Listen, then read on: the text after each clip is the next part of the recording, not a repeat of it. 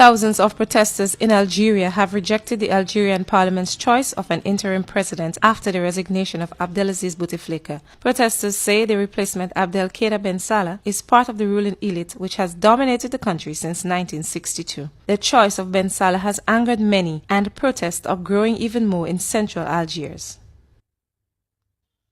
The United States has threatened to put tariffs on $11.2 billion worth of EU goods in a move to offset what they say are unfair subsidies on plane maker Airbus. The US and EU have been negotiating since last year about how to avoid tariffs. President Trump intended to impose new tariffs to reduce a trade deficit with some European countries.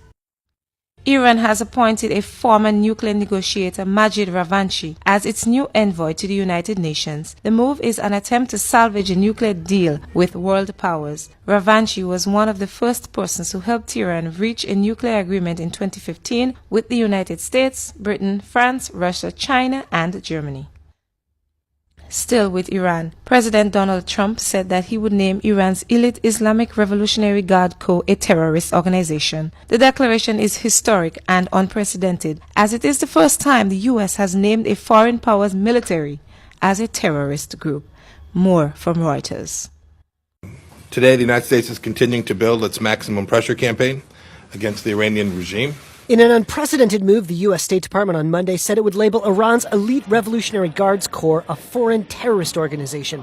It's the first time Washington has formally designated another country's military a terrorist group. And the Trump administration appears to have done so despite the objections by some at the Pentagon and at the CIA. Reuters correspondent Jonathan Landay. It was opposed by the U.S. military and the intelligence community because there are concerns that the designation could trigger retaliation against U.S. troops who are deployed in the region, particularly by Shiite Muslim militias that are controlled or aided or backed by the IRGC.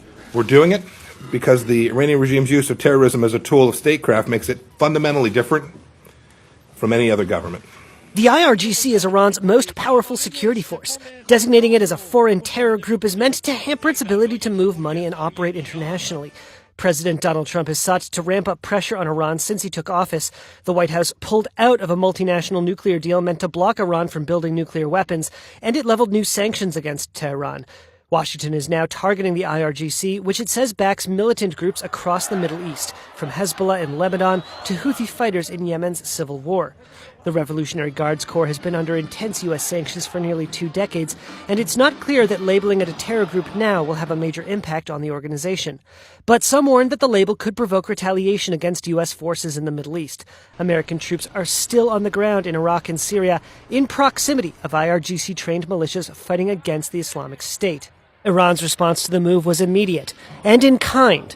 State-run TV reporting that nation's Security Council labeling American military forces a terrorist organization.